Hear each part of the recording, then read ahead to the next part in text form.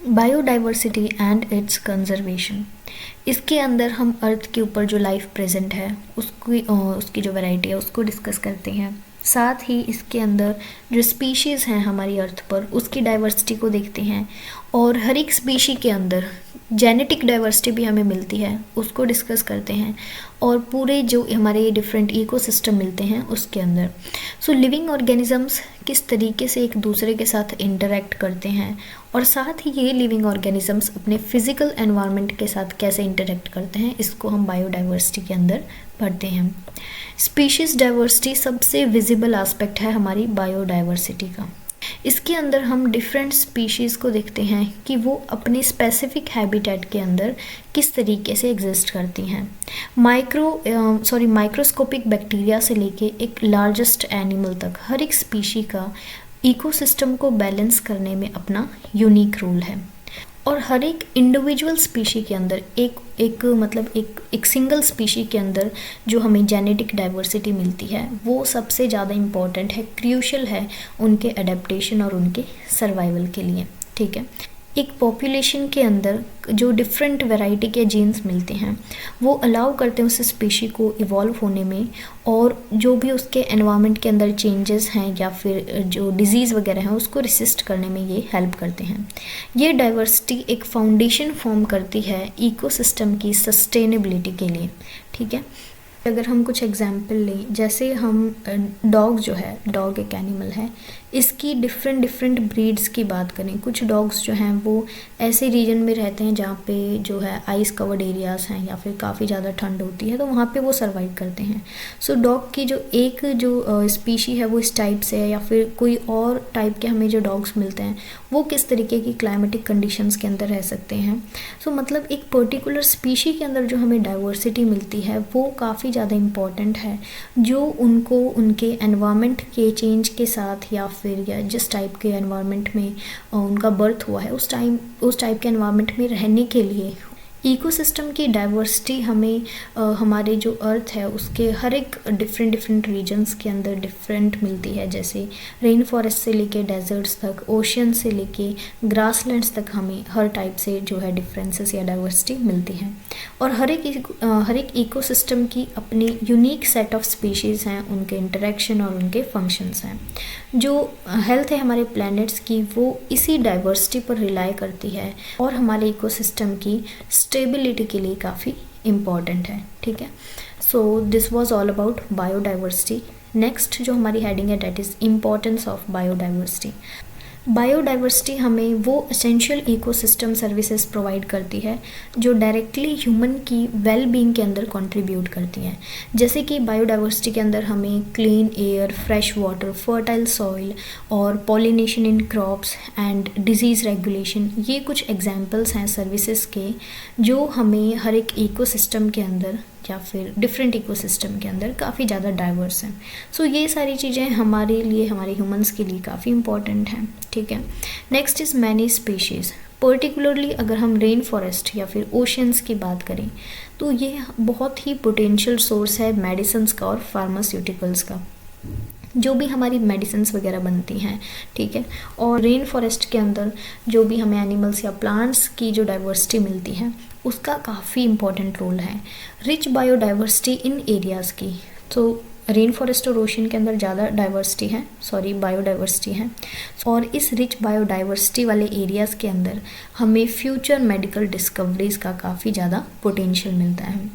और बायोडाइवर्सिटी का एक कल्चरल सिग्निफिकेंस भी है काफ़ी सारी कम्युनिटीज़ के लिए, जो उन कम्युनिटीज़ की आर्ट, स्पिरिचुअलिटी और ट्रेडिशनल प्रैक्टिसेस को इन्फ्लुएंस करती है। और इस डाइवर्स लैंडस्केप और वाइल्ड लाइफ की जो एथिस्टिक वैल्यू है वो ह्यूमन के एन्जॉयमेंट और इंस्पिरेशन के अंदर कंट्रीब्यूट करती है। Next is conservation of biodiversity. Biodiversity इतनी ज़्यादा इम्पॉर्टेंट है ह्यूमंस के लिए, इसको कंजर्व करना भी उतना ही इम्पॉर्टेंट है। ठीक है, तो हमें कुछ ऐसे प्रोटेक्टेड एरियाज़ जो हैं या फिर रिजर्व्स जो हैं इनको मैनेज करना होगा, एस्टेब्लिश करना होगा, ताकि हम अपनी बायोडाइवर्सिटी को प्रोटेक्ट कर सकें।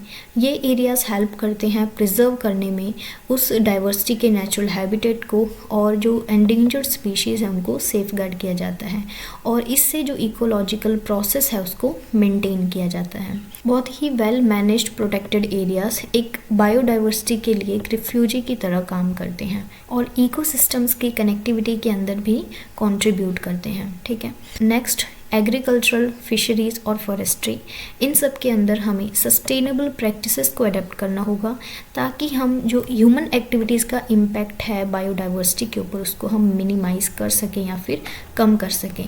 सस्टेनेबल रिसोर्स मैनेजमेंट से हम इंश्योर कर सकते हैं कि जो हमारे नेचुरल रिसोर्सेज हैं उनका एक्सप्लॉयटेशन ना हो, और जिसकी वजह से, और अगर हम इन रिसोर्सेज को एक्सप्लॉयट करेंगे तो इनका डिप्लीशन होगा, और डिप्लीशन होने की वजह से जो हमारा इकोसिस्टम है इसको डैमेज होगा। सो इस वजह से हमें सस्टेनेबल रिसोर्स मैनेजमेंट करना पड़ेगा और वो काफ़ी इम्पॉर्टेंट है। Next is effort to restore degraded ecosystem and rehabilitate habitats that have been altered by human activities are crucial. हमें ऐसे एफर्ट्स करने होंगे जिससे हम इस डिग्रेडेड इकोसिस्टम्स को रिस्टोर कर सकें जो ह्यूमन एक्टिविटीज़ की वजह से क्या हो गए हैं, ख़राब हो गए हैं।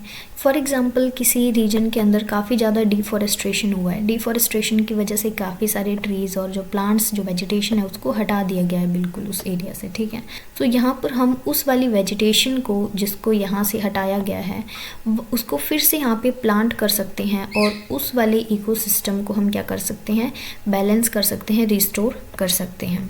Next is implementing and enforcing laws और पॉलिसीज़ तो काफ़ी इंपॉर्टेंट है। सो गवर्नमेंट भी काफ़ी सारे स्टेप्स लेती है जिससे कि बायोडाइवर्सिटी को प्रोटेक्ट किया जा सके। गवर्नमेंट का काफ़ी क्रूशियल रोल है, इम्पॉर्टेंट रोल है, जिससे कि वो प्रोटेक्शन कर सकें, हंटिंग वगैरह है इसको भी रोक सकें, और जो एंडेंजर्ड स्पीशीज़ का ट्रेड होता है उस पर भी कुछ रेगुलेशन होनी चाहिए। ठीक है, नेक्स्ट इज़ इन सितु कंजर्वेशन। इसके अंदर जो इकोसिस्टम की जो स्पीशीज़ हैं उसको उनके नेचुरल हैबिटेट के अंदर ही प्रोटेक्ट किया जा सके और मैनेज किया जा सके। ठीक, और नेक्स्ट इज़ एक्स सितु कंजर्वेशन। इसके अंदर क्या होता है, जो जेनेटिक रिसोर्सेज हैं उनका कंजर्वेशन उनके नेचुरल हैबिटेट से बाहर किया जाता है, चाहे वहाँ पर सीड बैंक्स बनाए जाएं या फिर बॉटनिकल गार्डन्स या फिर कैप्टिव ब्रीडिंग प्रोग्राम्स। इन सब प्रोग्राम्स के अंदर जो है उसके जो भी स्पीशी है उसके नेचुरल हैबिटेट से बाहर ले जाकर उसको कंजर्व किया जा सकता है। ठीक है, next is raising awareness raise करना काफ़ी इंपॉर्टेंट है। जैसे कि कई सारी एनिमल्स ऐसे हैं जो एंडेंजर्ड हैं या फिर जो एक्सटिंक्ट हैं, जो बिल्कुल ख़त्म होने वाले हैं। ठीक है, उनको किस तरीके से प्रोटेक्ट करना है या फिर कौन कौन से ऐसे जो हैं स्पीशीज़ हैं। सो इन सब के बारे में जो है लोगों को अवेयर करना होगा। ठीक है, और अवेयरनेस के अंदर क्या होगा, जो लोग या फिर इंडिविजुअल या फिर कम्युनिटीज़ को ये उनको रिस्पॉन्सिबल भी बनाना होगा और उनके अंदर कि हम किस तरीके से सस्टेनेबल प्रैक्टिसेस कर सकते हैं इनको प्रमोट करना होगा। Next is addressing climate change.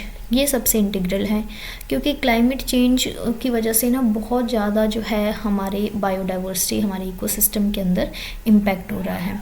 So green house gas emission, ऐसी गैसेस जो हमारे जो एटमॉस्फेयर है उसका टेम्परेचर रेज कर रही हैं, उसको मेंटेन करना होगा। कुछ स्ट्रैटेजीज़ जो हैं उनको इम्प्लीमेंट करना होगा जिससे इकोसिस्टम की हेल्प की जा सके, और जो चेंजिंग क्लाइमेट है इसको जो है इकोसिस्टम किस तरीके से अडेप्ट करे, इसके लिए भी हमें कुछ स्टेप्स लेने होंगे।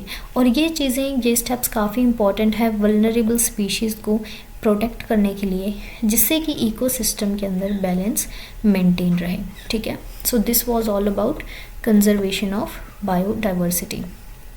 सो इस वीडियो को यहीं पर एंड करते हैं। नेक्स्ट वीडियो के अंदर हम सस्टेनेबल डेवलपमेंट और एनर्जी क्राइसिस वाले टॉपिक को डिस्कस करेंगे। Thank you so much, have a good day.